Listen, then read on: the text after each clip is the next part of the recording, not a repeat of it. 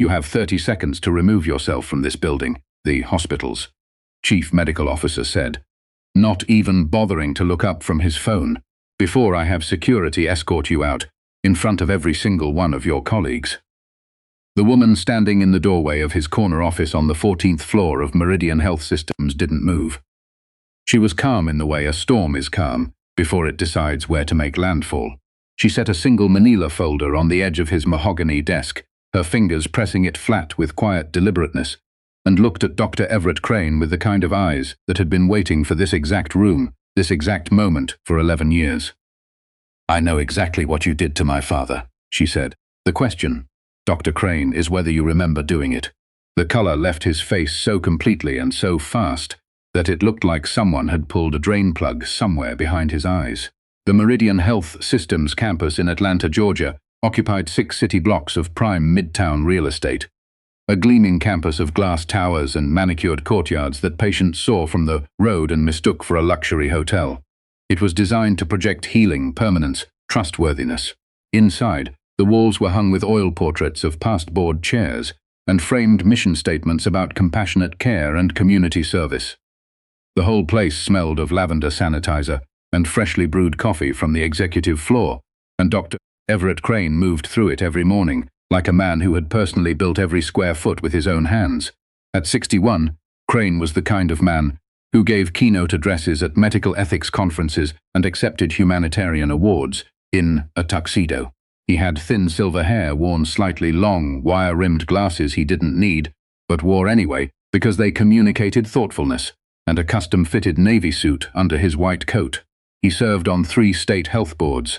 He golfed with 2 sitting senators. He had a foundation in his name that funded pediatric clinics in underserved communities, a detail his PR team made sure appeared in every press release and bio. He was also a man who had spent the better part of 2 decades quietly and methodically destroying anyone who threatened to expose what Meridian Health Systems actually was underneath the lavender and the oil portraits. The corruption wasn't dramatic. It never is when it's done by people who wear suits and carry briefcases. It was paperwork. It was billing codes. For years, Meridian had been systematically upcoding procedures, billing Medicare and Medicaid for surgeries and treatments that were never performed, manipulating patient records to justify unnecessary hospitalizations, and funneling the difference, tens of millions of dollars over 18 years, through a network of vendor contracts and shell companies that Crane had set up with a very particular kind of patience. He was not a man who moved recklessly. He moved the way a glacier moves, slowly, invisibly, and with catastrophic force. The man who found the first discrepancy was named Leonard Tate. Leonard was a medical billing specialist in Meridian's compliance department, 44 years old, a quiet man who wore the same 4 ties on rotation and brought his lunch in a brown paper bag every single day. He had a daughter he drove to gymnastics practice on Tuesdays and a wife, Yvonne, who taught 4th grade at a public school in Decatur. He was not ambitious in the way people usually mean the word. He was ambitious about accuracy. He cared, genuinely and without performance, about the numbers being right, because he understood in a practical and unglamorous way that wrong numbers in a hospital meant real harm to real people. In the spring of 2012, Leonard flagged a billing anomaly in Meridian's cardiac surgery wing. A cluster of procedure codes was appearing on Medicare claims for patients whose charts showed no corresponding surgical notes. He documented it carefully. He cross-referenced it against 18 months of records. He created a spreadsheet. He brought it to his supervisor, who told him he was misreading the codes. He brought it again 2 weeks later with additional documentation. His supervisor referred him to HR. Leonard, believing in the process because he had spent his whole life believing in processes, requested a formal meeting with the compliance director. He prepared a 12-page summary and brought it to the meeting in a green plastic folder. The compliance director sat across from him, read the first 2 pages, and thanked him warmly for his diligence. 3 weeks later, Leonard Tate was terminated for cause. The official reason was falsification of internal records. His employee file, which he was not permitted to review until after the termination was processed, contained documentation he had never seen before, memos allegedly written by him, performance reviews he had never been shown, a disciplinary record that described a pattern of insubordination and erratic behavior stretching back over a year, Every page had his employee ID on it. None of it was real. Leonard hired an employment attorney. The case went nowhere. Meridian's legal team was enormous, and his attorney was overextended, and the documentation against him was, on its surface, airtight. Whilst he tried to file a whistleblower complaint with the Department of Health and Human Services. The complaint was logged. He never heard back. He couldn't find another job in healthcare. His name had been quietly flagged across the industry's background check networks, a thing that is entirely possible and entirely invisible to the person it's being done to. He drove for a rideshare company for a while. He worked a warehouse shift. He took night classes to try to pivot to a different field. The financial pressure, the shame he couldn't name because he didn't fully understand what had been done to him, and the gnawing helplessness of watching his evidence go nowhere broke something in him that never fully healed. In January of 2018, Leonard Tate died of a heart attack at 50 years old. He was sitting in his car outside the warehouse where he worked the overnight shift. He had no health insurance. His daughter, Zora, was 19 years old. Zora Tate had her father's eyes. Everyone who knew Leonard said so. Dark and steady and paying attention to things other people's eyes slid right over. She had watched him come home from Meridian the day he was fired with his cardboard box of desk things, his green plastic folder tucked under his arm, and the look on his face that she spent the next 11 years trying to understand. Not defeat. Something worse than defeat. Confusion. The kind that comes from believing in something completely and then watching it not work. She was 17 then. She didn't fully understand what Medicare fraud was. She didn't understand shell companies or upcoding or the specific legal architecture of institutional corruption. But she understood that her father had found something real, had tried to tell someone, and had been methodically dismantled for it. She understood that in the way you understand things at 17, not with vocabulary, but with your body, in your chest, in the way you start looking at institutions differently, permanently. She went to college on a Pell Grant and academic scholarships, studying health administration at Georgia State. Then she got a master's in public health policy from Emory. Then she sat for the CPA exam.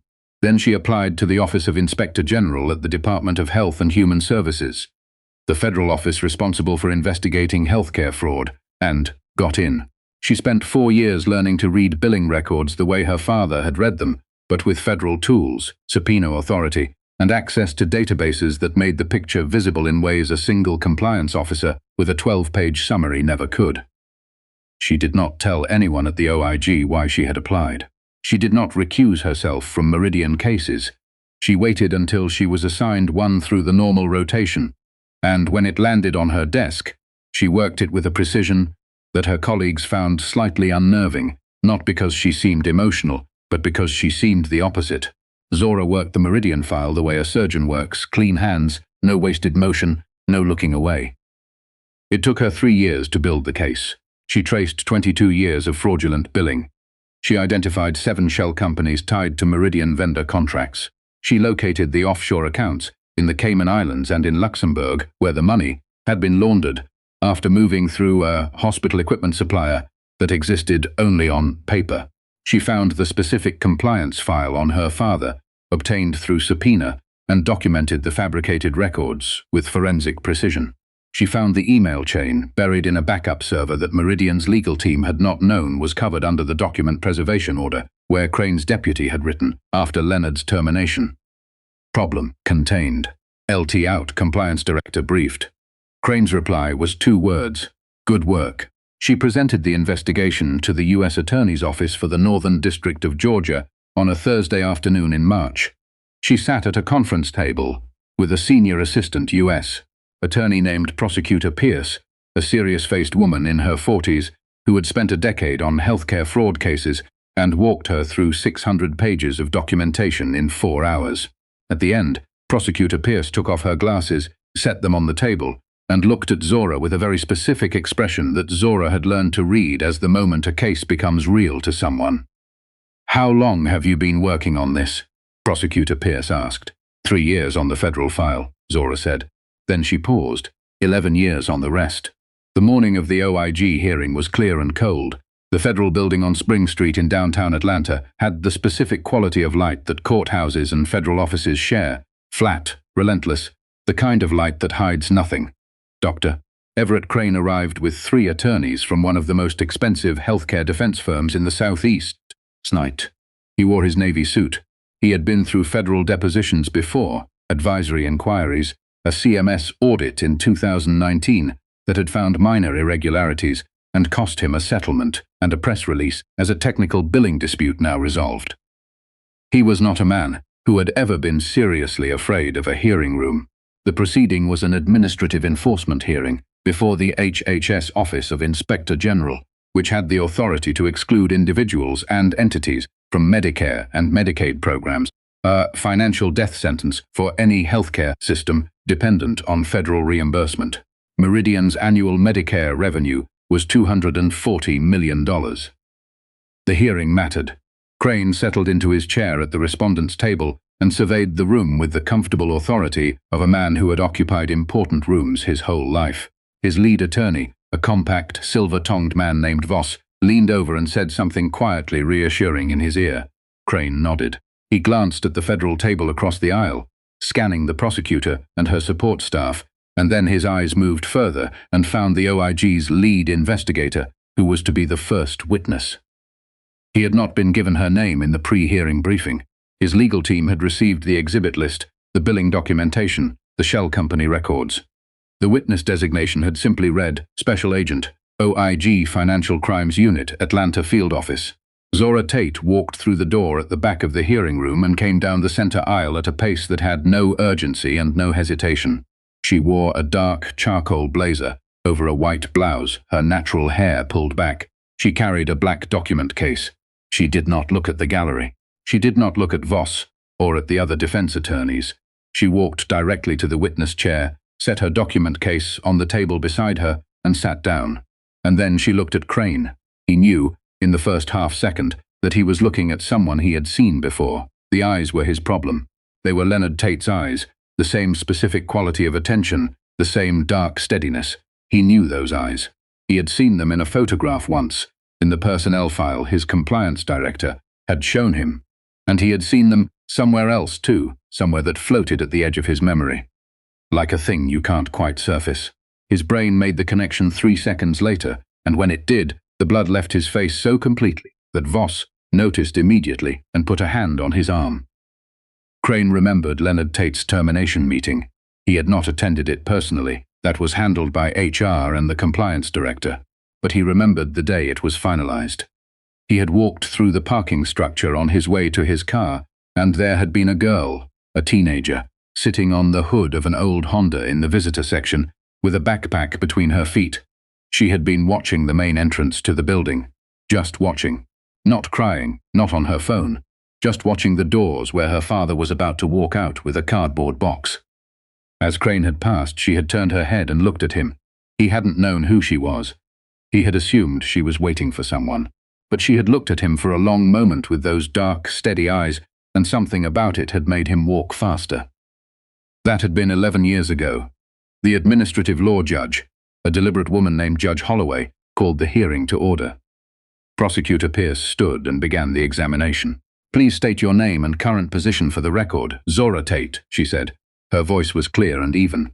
"Special Agent, Office of Inspector General, the Department of Health and Human Services, Financial Crimes Unit, Atlanta Field Office. And your investigative background." 4 years with the OIG. Prior to that, a Master's in Public Health Policy from Emory University and a CPA license with a specialization in forensic accounting. "I've led or co-led 14 Medicare fraud investigations resulting in federal charges or exclusion actions." Voss was on his feet before Prosecutor Pierce's next question. Objection. Foundation. We have not had adequate opportunity to review this witness's investigative methodology. Her report was produced in redacted form, and we have been denied access to several key source documents. This witness should be excluded until full discovery is complete. Judge Holloway looked at Voss without particular warmth. The document productions dispute was resolved by order dated 2 weeks ago, Counselor. Your objection is noted and overruled. Continue, Prosecutor Pierce. Crane stared at the surface of his table. The fabricated records had been clean. He was certain of it. They always had been. The legal team had confirmed it. The 2019 CMS audit had found nothing actionable. The documentation was airtight. He was certain of it. He had been certain of a lot of things. Agent Tate, Prosecutor Pierce said, can you describe, in general terms, what your investigation of Meridian Health Systems found? Zora opened her document case. She removed a bound report, dark blue cover, and set it on the table in front of her without opening it. Meridian Health Systems has been engaged in a systematic and deliberate Medicare and Medicaid billing fraud scheme for approximately 22 years. The scheme involved the upcoding of procedures, fabrication of clinical documentation to support fraudulent claims, and the establishment of fictitious vendor entities used to funnel fraudulent reimbursement proceeds out of the billing system. The total amount fraudulently billed to federal healthcare programs, conservatively calculated, is $437 million. The hearing room did not erupt because federal administrative hearings are not courtrooms, and the gallery was small, mostly attorneys and a few journalists. But the specific quality of silence that followed was the silence of people recalibrating their understanding of the size of what they were looking at. Crane's attorney Voss wrote something on a legal pad and pushed it toward his co-counsel. You mentioned fictitious vendor entities, Prosecutor Pierce said. Can you describe how those were structured? The primary vehicle was a company called Apex Medical Supply Group, registered in Delaware with a registered agent address at a commercial mailbox facility in Buckhead. Apex had no employees, no physical operations, and no actual supply contracts with any healthcare provider.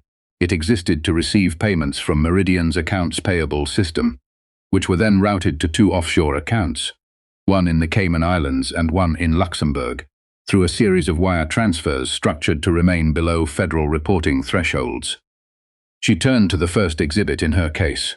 The beneficial owner of those accounts, Zora said, her voice the same level as it had been since she first sat down, is Dr. Everett Crane. The next 20 minutes were, for Crane, something like falling, not the sudden kind, where you are aware of falling but cannot locate the ground. Voss raised objections at intervals, procedural challenges, foundation disputes, admissibility arguments, and Judge Holloway ruled on each one with the efficiency of someone who had heard them all before. The documentary evidence was introduced, exhibit by exhibit, the wire transfer records, the offshore account statements, the correspondence between Crane and the attorney who had set up the Delaware entity, the email backups from the server his team had not known was covered. And then Prosecutor Pierce said, I'd like to draw the hearing's attention to Exhibit 31. Zora reached into her case and removed a photocopied document. She held it up briefly before setting it on the table so the record could reflect it. This is an internal Meridian compliance file, produced under subpoena, relating to a former employee named Leonard Tate, a medical billing specialist who was terminated in May of 2012. The file contains performance reviews and disciplinary documentation that Mr. Tate's personnel file did not contain at the time of his annual reviews. The metadata on these documents, recovered from Meridian's backup server, shows that they were created in a 3-day period immediately following Mr. Tate's meeting with the compliance director, in which he presented documentation of billing irregularities. The hearing room was very still. Mr. Tate, Zora continued, her voice steady and unhurried, had identified through his own analysis a cluster of fraudulent billing codes in Meridian's cardiac surgery wing. He brought that documentation to his supervisor and to the compliance director. He was terminated 3 weeks later on the basis of records that did not exist before he reported his findings. Voss was standing again. Objection. Relevance. This hearing concerns current billing practices and enforcement, not the employment history of a former low-level employee from over a decade ago. The relevance, Prosecutor Pierce said, before Judge Holloway could speak, is that Mr. Tate's internal compliance report, which was falsified in his personnel file and which led to his termination, contained the same billing anomalies that form the basis of this enforcement action. The respondents were aware of the fraud as early as 2012 and took active steps to conceal it, including the fabrication of personnel records to discredit it and remove the employee who found it. Judge Holloway looked at Voss. Overruled. Continue. Crane was looking at the table. He had not looked up in several minutes. Mr. Tate was unable to find comparable employment after his termination, Zora said. She was not looking at the gallery or at the panel of judges. She was looking, steadily, at Everett Crane. He filed a whistleblower complaint that was not actioned. He died in January of 2018 at the age of 50, without health insurance. She paused for a moment that was not dramatic and was not performed. It was the pause of someone who has carried something for a long time and is setting it down carefully, in the right place, for the first time. He was my father. The silence in the room was the kind that changes the air pressure. Voss looked at Crane. Crane did not look back. One of the journalists in the back of the gallery had stopped typing. I became a forensic accountant and joined the OIG specifically to understand what was done to him and to build a case that could not be dismissed, Zora said. This investigation took 3 years using federal tools, subpoena authority, and access to records that my father never had access to. Everything in this report has been independently verified.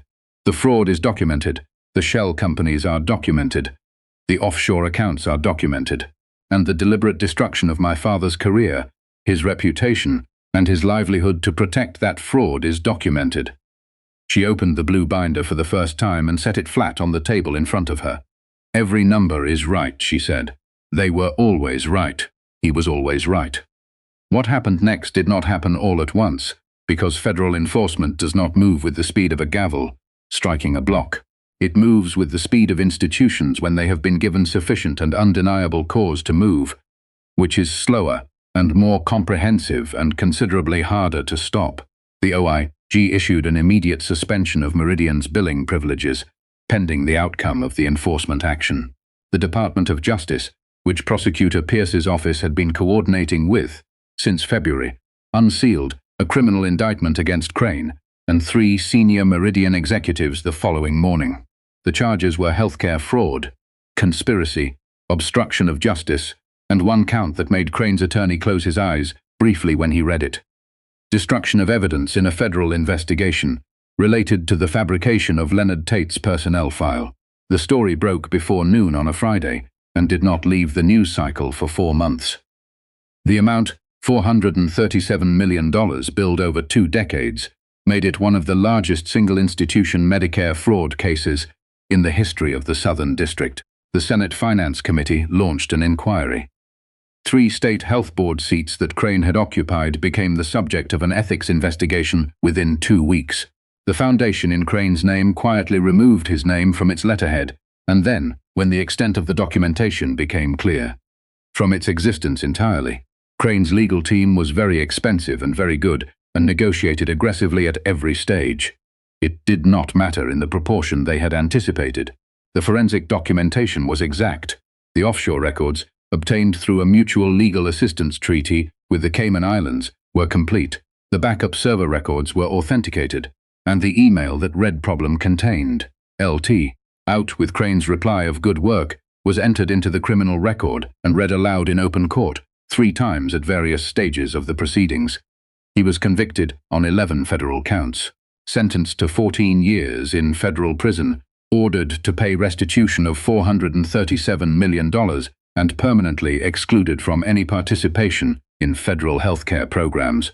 The sentencing judge, who had herself spent a decade as a public defender and had seen what institutional fraud did to the people it buried, looked at Crane over her glasses for a long moment before she read the sentence.